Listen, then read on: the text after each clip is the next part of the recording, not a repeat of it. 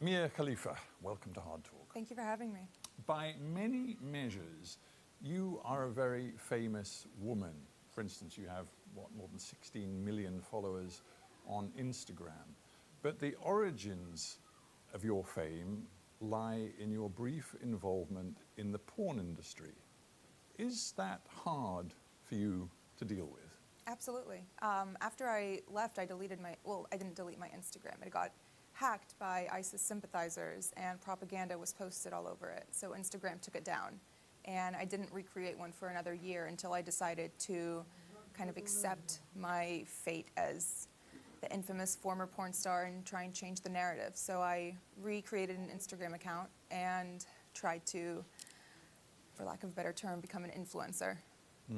Because if you put your name, as indeed I have done researching this, put your name into Google and... On the Work Network? Yeah, well, it was work.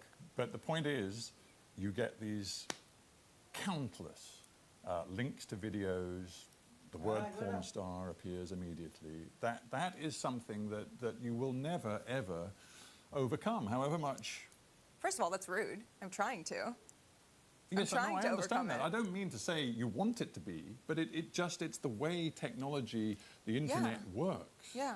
I'm not very Google friendly, and we're trying to change that. One of the first things that comes up is the site that I do not own or control, but where the homepage is written in first person, like I am the one running it. And on my Wikipedia, it's posted as my official website, and we've tried countless times to get it taken down, including taking legal action, but the company they won't hear anything, and we've made them countless offers.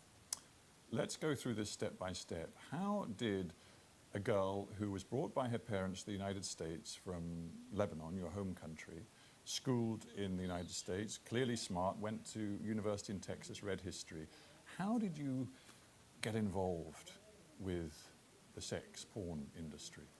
I don't think low self-esteem discriminates against anyone. It doesn't matter if you come from a great family or if you come from a not so great background. I struggled my entire childhood with weight, and I never felt attractive or worthy of male attention. And suddenly, my first year of college, I start losing all this weight from making small changes. And by the time I graduated, I was ready to make a bigger difference. I felt extremely self-conscious about my breasts because that was the first thing to go when I lost all the weight. I lost about 50 pounds. I don't know how many kilos that is, or stones. Well, it's a considerable amount of weight. Yeah. It changed your body, it changed you physically. Completely. Clearly. So my biggest insecurity was my breasts. So I wanted to more or less go back to what they normally were. And once I did that, I started garnering all of this attention from men, and I was never used to it. And I felt like unless I held on to it and kind of did what was asked of me or what was expected of me, it would go away. And after feeling what it was like, that validation and, the compliments for the first time, I did not want that to go away. You were spotted, I think, on a street. I mean, there you were a young graduate wanting to sort of find a job, and you were spotted on a street by a guy who said, I can work with you, and clearly he opened up and said, it's the porn business. What was it in you that far from running away, was drawn into it? That's not how it was. It wasn't just, hey, do you want to come do porn? It was more so, oh, you're beautiful. Like, would you like to do some modeling? Oh, you have a great body. Like, I think you'd be great in nude modeling. Things like that. And after I came and toured the studio, it was very respectable. It was a gorgeous location. It was in Miami, in Doral, Florida. It was clean. Everyone who worked there was nice. All of their cubicles were decorated with family photos. Like, it was nothing dodgy or that made me uncomfortable. And after the first time I went in wasn't the first time I filmed a porn movie. It was the second time. The first time was more so, do you want to do this? Like, sign the paperwork, et cetera, et cetera. You have since talked about people who prey on callow young women. I'm just wondering, as we talk about it now, whether you feel a sense of victimhood, whether you look back at your younger self, because obviously now you're 26, but this is when you were 21. Do you look at that 21-year-old and feel that she was used, she was very much a victim? I feel like she didn't have the tools to identify that she was being taken advantage of, and that what she was told, what she was being told was lies.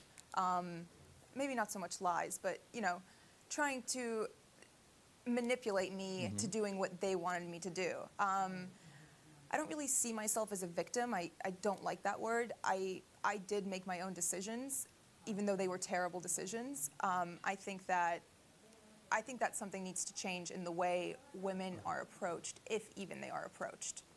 It is an industry, and it is a multi-billion-dollar industry, but at the heart of it are young people, and men and women, who are asked to and agree to perform sex acts in front of a camera. How much control, agency, did you have in the process of making those videos, which we now know have been viewed hundreds of billions of times? None. Very little, other than kind of saying yes, no to one outfit or the other. Very little say on what was filmed, the theme of it, the content, where it's filmed. It's not really up to you. But obviously consent would seem to me as an outsider to be a fundamentally important principle. If they asked you to perform a particular kind of sex act